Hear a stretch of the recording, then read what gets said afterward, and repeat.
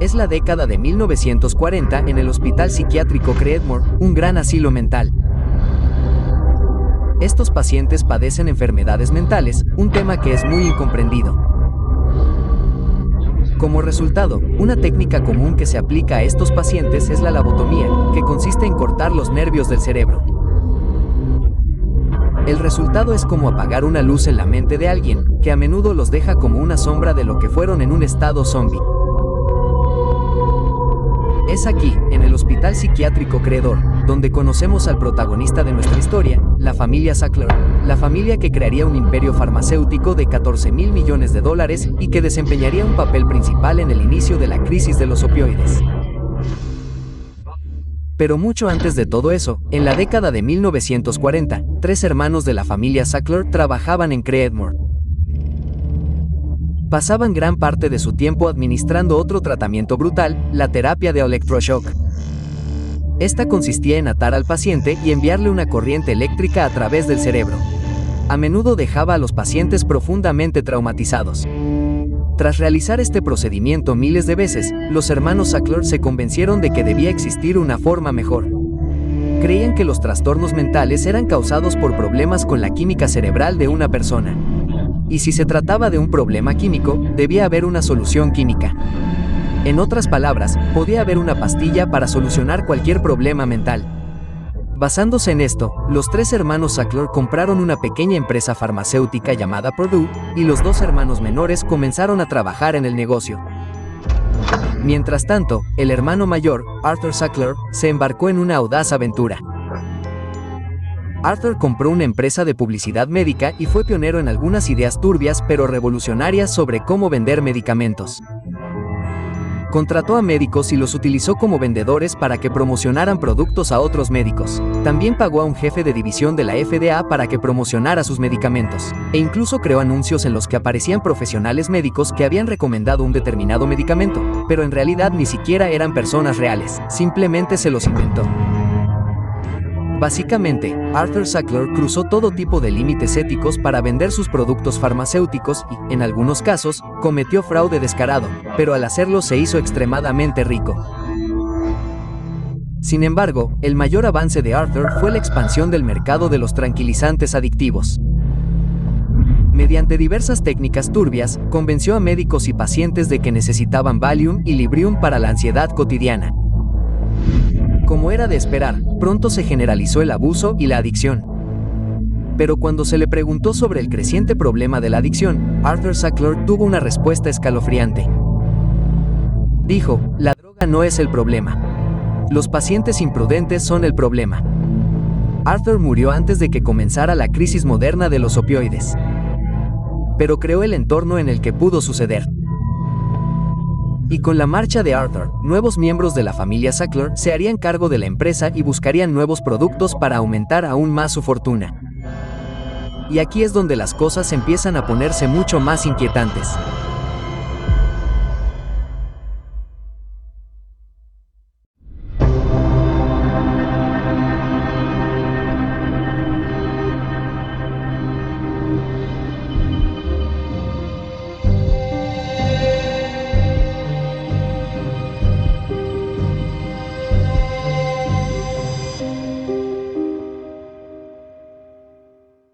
El primer analgésico de éxito de los Sackler se llamó MS Contin.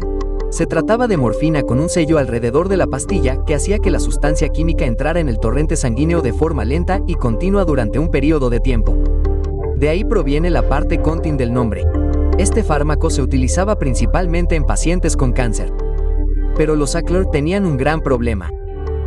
Su patente expiraba pronto, lo que significaba que otras empresas podrían producir versiones genéricas de su fármaco, lo que reduciría drásticamente sus beneficios. Así que los Sackler empezaron a buscar un nuevo fármaco para vender. Sugirieron la oxicodona, un opioide muy potente que era adictivo y mucho más fuerte que la morfina. Pero dijeron, ¿qué pasaría si utilizáramos el mismo sistema Contin que creamos para la morfina? Así, en lugar de que alguien reciba una gran dosis de oxicodona, esta pasaría lentamente al torrente sanguíneo durante 12 horas. Lo llamarían oxicodona. Y tenía un efecto similar al de la heroína. La verdad era que podía ser un buen fármaco para el dolor terminal o para un breve periodo de tiempo tras un accidente realmente grave, ya que en esos casos los beneficios podían superar los daños de tomar este fármaco tan fuerte y adictivo. Pero, por desgracia, los Sackler tenían otras ideas. Querían un fármaco de gran éxito que pudieran vender al mayor número de personas posible. Si solo lo promocionaban como un fármaco para el final de la vida, eso supondría un mercado mucho más pequeño. Pero ¿qué pasaría si pudieran conseguir que los médicos lo recetaran para afecciones comunes como el dolor de rodilla o de espalda? Si OxyContin fuera un medicamento para cualquier persona con cualquier dolor, eso podría hacerlos muy ricos. Gracias a una serie de documentos secretos, ahora sabemos que Purdue se propuso deliberadamente ocultar los peligros de su medicamento y, en cambio, comercializarlo al público más amplio posible mediante una de las mayores campañas de marketing farmacéutico de la historia. Esta decisión de anteponer los beneficios a la seguridad sería la que iniciaría lo que llamamos la crisis de los opioides, que se cobraría cientos de miles de vidas. Sin embargo, para poder afirmar que su medicamento era seguro y eficaz para una amplia gama de usos, necesitarían la aprobación de la FDA. Y como los Sackler no tenían ninguna prueba de ello, seguramente no podrían conseguir que se aprobara, ¿verdad? Bueno, por desgracia, aquí es donde las cosas empiezan a ponerse más controvertidas.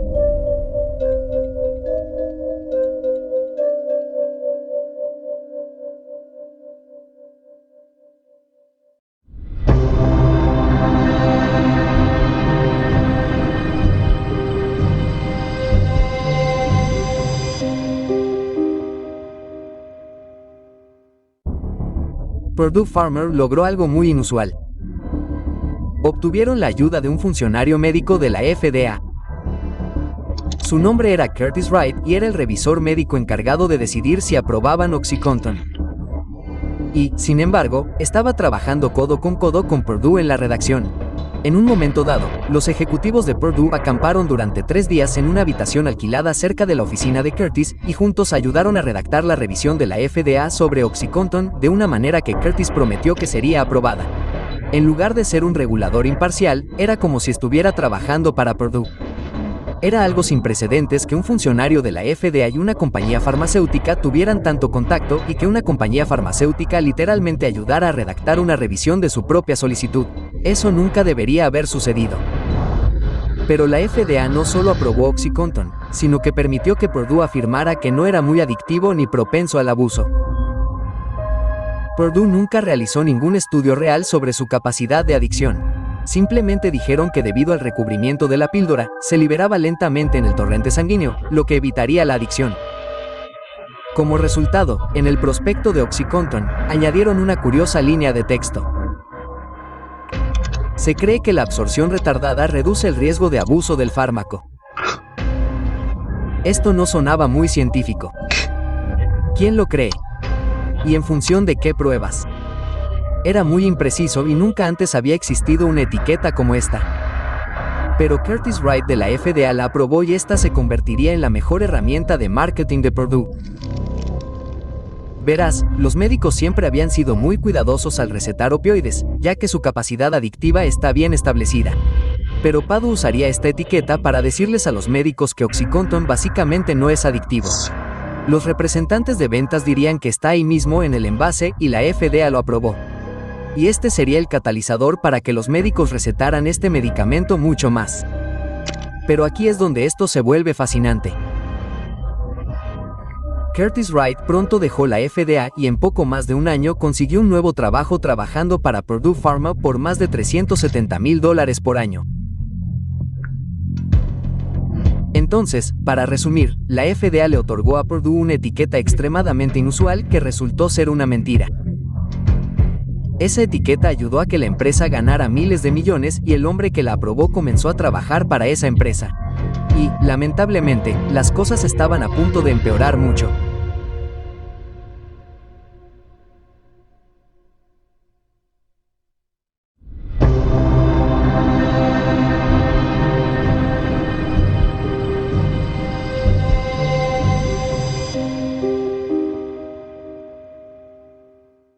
Purdue comenzó una de las campañas de ventas más agresivas de la historia.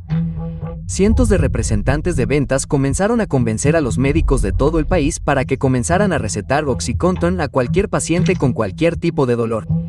Estos representantes de ventas no tenían formación médica, pero Purdue los asesoró para que superaran cualquier inquietud de los médicos.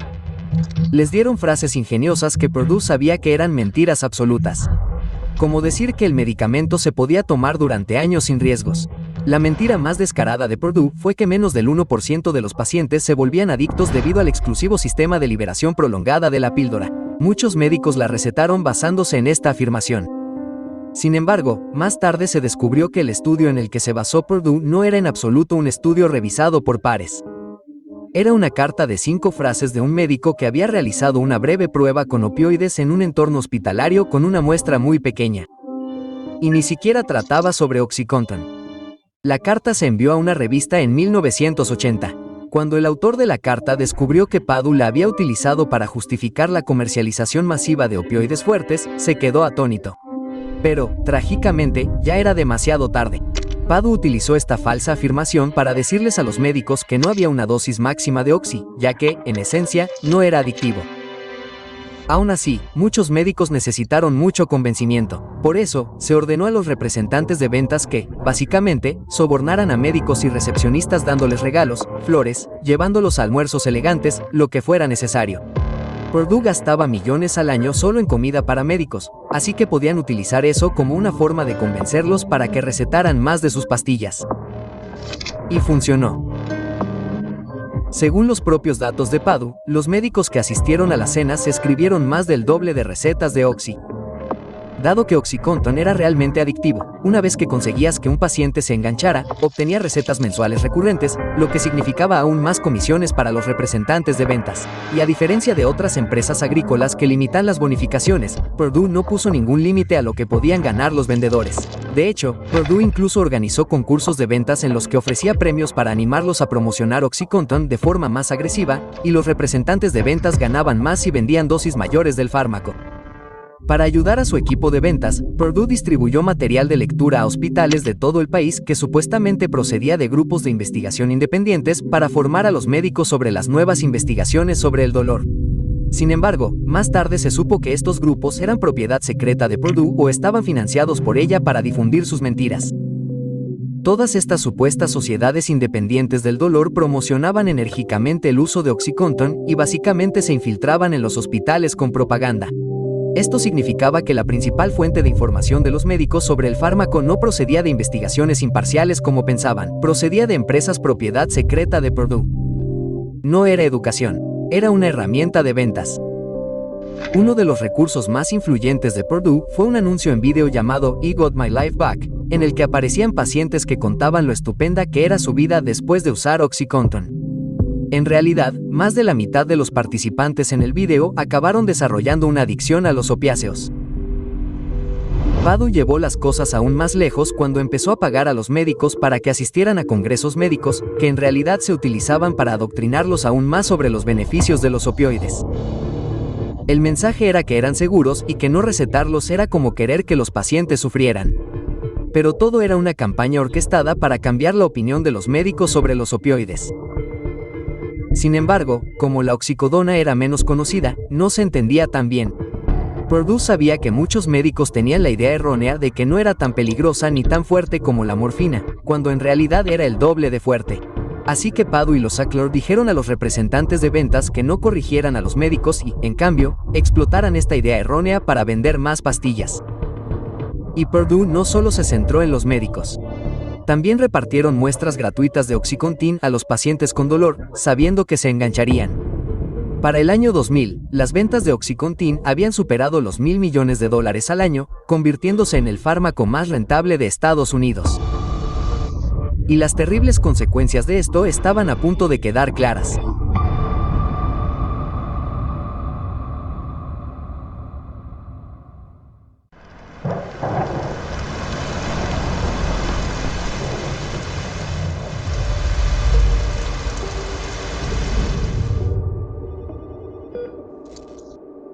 Los representantes de ventas comenzaron a informar a Purdue que estaban escuchando preocupaciones de los médicos. Sus pacientes mostraban signos de adicción y síntomas de abstinencia graves si intentaban reducir su dosis. Purdue ordenó a sus representantes que vendieran más y dejaran de plantear problemas.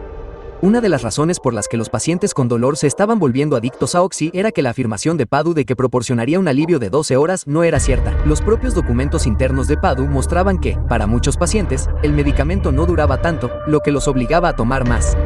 Pero Purdue tenía un plan.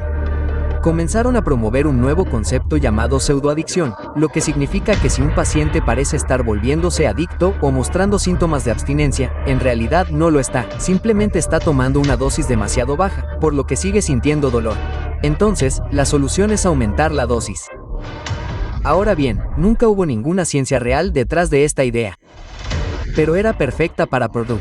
Podían descartar la evidencia de personas que experimentaban síntomas de abstinencia como pseudoadicción, cuando en realidad necesitaban más medicamento. Entonces, Purdue comenzó a usar el término pseudoadicción en toda la literatura que distribuía a los médicos. Y la persona que acuñó este término, David Hadex, trabajaría para Purdue y se convertiría en su principal portavoz. Pero Purdue pronto tuvo un problema mayor.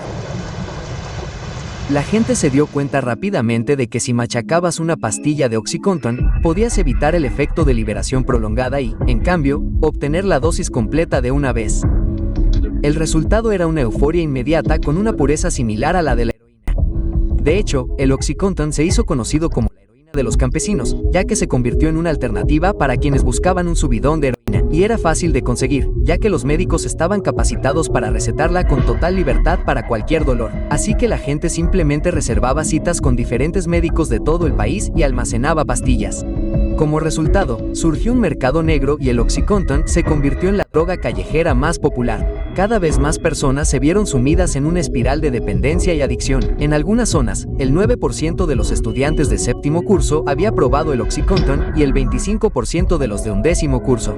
La facilidad con la que se podía conseguir OxyContin y lo fácil que era abusar de él también provocó directamente un aumento de la delincuencia. En las regiones donde el fármaco se había recetado con más frecuencia, el 70% de los delitos graves estaban relacionados con las drogas y hubo muchos casos de robos en farmacias en los que lo único que se llevaba era OxyContin. Muchas farmacias querían dejar de tenerlo en existencias, pero Purdue las amenazaba si lo hacían. Los datos eran claros. Desde que se introdujo el OxyContin, hubo más sobredosis, más delitos y más cárceles llenas.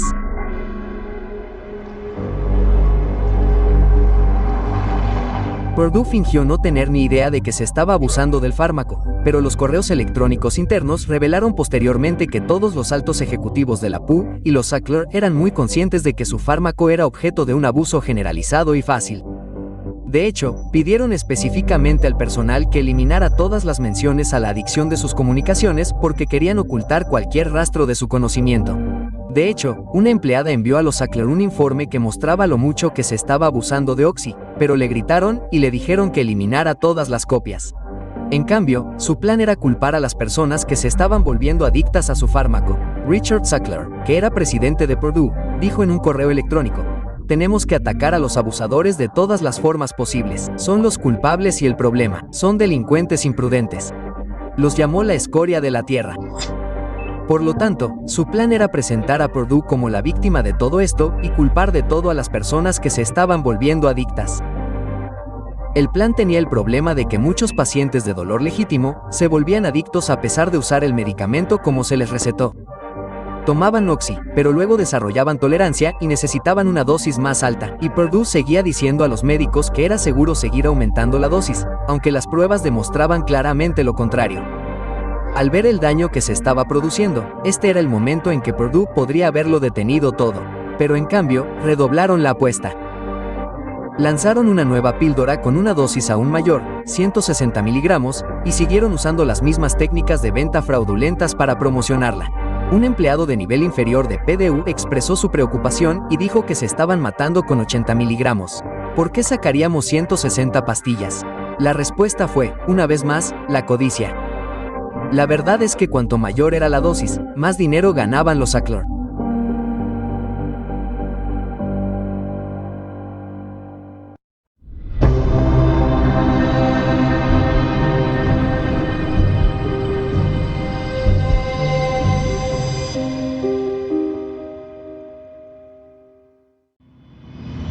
Purdue y los Sackler ganaban tanto dinero con OxyContin que podían permitirse fácilmente silenciar a sus críticos y sobornar a las personas que se suponía que los regulaban.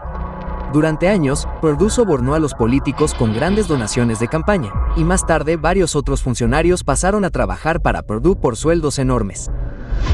Pero en 2007, Estados Unidos estaba en medio de una crisis de opioides. Se estaban perdiendo tantas vidas y el CDC estimó que la crisis de los opioides le estaba costando a la economía estadounidense $80,000 millones al año. Así que cada vez más gente hablaba del problema. Con el tiempo, Purdue empezó a ser objeto de un mayor escrutinio, y esto se debió en gran medida a un pequeño grupo de funcionarios del gobierno que se negaron a dejarse sobornar y pasaron años preparando un caso contra Purdue mostrando todas las tácticas descabelladas y manipuladoras que habían utilizado. Las pruebas eran abrumadoras. Había gráficos que Purdue había manipulado para que su medicamento pareciera más seguro de lo que era. Enseñaban a sus vendedores a mentir a los médicos en vídeo. Había médicos a los que pagaban para que hicieran anuncios para ellos, pero no revelaban que se trataba de un anuncio. Y muchos más casos de sobornos y mentiras. Más tarde, en 2007, Purdue Pharma fue llevado a juicio. Aunque Purdue era una empresa privada propiedad de los Sackler, la familia no asistió al juicio. Sin embargo, sí lo hicieron varias familias que habían sido destrozadas por OxyContin. Una madre le dijo a Purdue: "Ustedes crearon este medicamento, lo promocionaron, mintieron al respecto. Mataron a mi hijo y a muchos otros y continúan haciéndolo mientras hablo". Al final, Purdue fue condenado por tergiversar el riesgo de OxyContin. Pagarían $600 millones en multas y admitirían que durante años habían comercializado de forma fraudulenta Oxy y habían ocultado deliberadamente el potencial de adicción y abuso del medicamento, aunque Purdue conocía los peligros desde el principio. 3 altos ejecutivos de Purdue también se declararían culpables de delitos menores. Pero aquí está el problema. Aunque 600 millones es mucho, ese mismo año, OxyContin ganó 3,000 millones. Internamente en la empresa, la multa de 600 millones se consideró más bien una multa por exceso de velocidad. No solo eso, los ejecutivos que se declararon culpables no fueron a la cárcel. Y después del juicio, volvieron a subirse a los jets privados de Purdue y recibieron bonificaciones económicas de los Sackler por el dolor que habían sufrido. Y peor aún, justo después del juicio, Purdue redobló la apuesta por vender el medicamento aún más. No cambiaron sus agresivas tácticas de ventas como prometieron. En cambio, los Sackler votaron para ampliar su fuerza de ventas con 100 representantes de ventas más y pasaron a ganar muchos miles de millones de dólares más con el medicamento. Los Sackler también votaron para pagarse a sí mismos cientos de millones de dólares en dividendos de la empresa. Así que, aunque el juicio fue presentado como un éxito por el gobierno, no se había hecho verdadera justicia, nada había cambiado realmente. Y cualquiera que prestara atención se daría cuenta de que un problema aún mayor no había hecho más que empezar.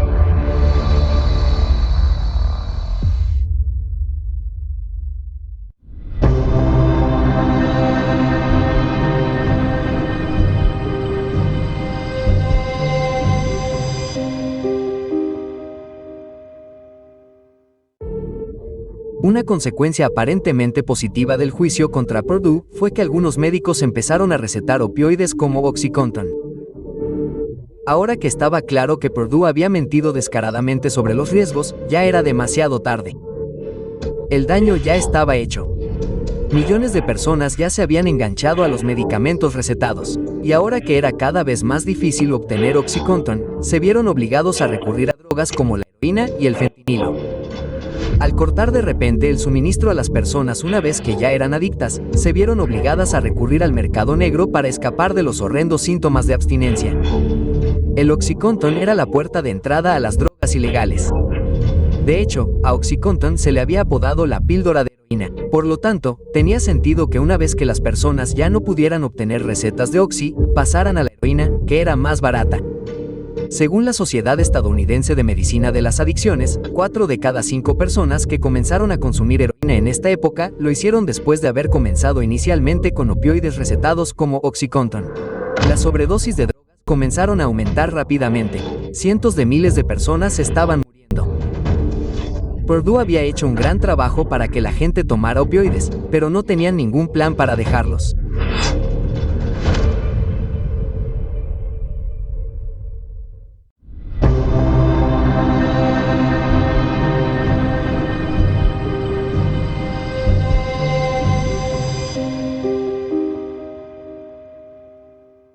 Una vez que se supo la verdad sobre cómo comenzó esta crisis de opioides, casi todos los estados comenzaron a demandar a Purdue. Y en 2020, se anunció que el gobierno federal podría presentar cargos federales. En octubre de 2020, se llegó a un acuerdo gigantesco de $8,000 millones. Por supuesto, ninguna cantidad de dinero puede compensar las vidas perdidas y el sufrimiento de las familias que perdieron a sus seres queridos, pero esto sonaba como si al menos se fuera a hacer algo de justicia por fin. Sin embargo, resulta que hubo un nuevo giro. Purdue se declaró en quiebra y dijo que no había forma de que pudiera pagar la multa. Desde fuera, esto parecía imposible. Purdue había ganado más de $35,000 millones con la venta de Oxy. ¿Cómo podían estar en quiebra? Bueno, los Sackler siempre supieron que ese día podría llegar. Y así, durante años, habían estado moviendo miles de millones de dólares de Purdue a su propio nombre. Habían sacado más de $10,000 millones de la empresa, dejándola finalmente como una cáscara vacía. Y habían canalizado cientos de millones a sus cuentas bancarias offshore que el gobierno no podía tocar. Así que, curiosamente, dijeron que la única forma en que Purdue podría pagar las multas por los daños que OxyContin había causado sería vendiendo más OxyContin. Por supuesto, todo esto era bastante absurdo. Los Sackler decían que las cuentas bancarias de la empresa estaban vacías, por lo que no podían pagar la multa de $8,000 millones. Mientras tanto, los Sackler, dueños de la empresa, eran una de las familias más ricas de Estados Unidos, y obtuvieron ese dinero sacándolo de la empresa durante la última década. Pero técnicamente las demandas eran contra Purdue Pharma, no contra los Sackler. Una persona involucrada en el caso señaló lo injusto que era esto. Dijeron, cuando tu campaña de marketing ilegal provoca una crisis nacional, no deberías quedarte con la mayor parte del dinero. Pero fuera justo o no, la idea de tener una corporación es que sea una entidad legal separada de las personas que la dirigen, por lo que tienen una responsabilidad limitada. Sin embargo, hay algunas excepciones, y pronto quedó claro para los Sackler que si no llegaban a algún tipo de acuerdo, se enfrentarían a un sinfín de demandas contra ellos mismos personalmente. Así que los Sackler negociaron un acuerdo por el que pagarían alrededor de $6,000 millones siempre que pudieran obtener inmunidad total para que nadie pudiera volver a demandarlos en el futuro. Esto fue muy inusual y el Departamento de Justicia apeló. Por lo tanto, en el momento de este video, todavía no está claro exactamente cuánto pagarán los Sackler. De cualquier manera, parece que saldrán muy ricos. Y a pesar de ser dueños de Purdue y estar al tanto de lo que estaba sucediendo, los Sackler se negaron a admitir cualquier responsabilidad personal, incluso aunque su empresa se declaró culpable de cargos por delitos graves. Uno de los Sackler incluso afirmó, "Yo todavía no he visto nada ilegal o incluso inmoral que esta empresa haya hecho". Luego se quejó de lo injusto que era que las vidas de sus hijos se estuvieran arruinando debido a toda la mala prensa que rodeaba a la familia Sackler. La ironía de que uno de los Sackler hablara de vidas arruinadas era un poco repugnante. Sin embargo, es cierto que el nombre de los Sackler quedó manchado para siempre. Solían tener su nombre en todos los museos y universidades, pero ahora nadie quería que se le asociara con ellos. Habían abusado de su riqueza y poder y habían dejado a millones de personas en peor situación. Desde que se introdujo el oxicodona, las muertes por sobredosis de opioides han aumentado exponencialmente. Cientos de miles han muerto, y en Estados Unidos, los opioides ahora se cobran más vidas que los coches o las armas. Ahora bien, para que quede claro, el oxicodona puede ser un fármaco muy útil para las personas que realmente lo necesitan. El problema fue el plan deliberado de los Sackler para que se recetara ampliamente incluso para el dolor leve mediante el uso de tácticas ilegales. Eso fue una avaricia temeraria. Y mientras muchas otras empresas agrícolas se sumaron a la tendencia, Purdue y los Sackler fueron los que la iniciaron y se beneficiaron más. La inquietante verdad es que la crisis de los opioides fue causada por una empresa que buscaba lucrarse del dolor. Y una sola familia tomó algunas de las decisiones clave que causaron gran parte de la epidemia de opioides.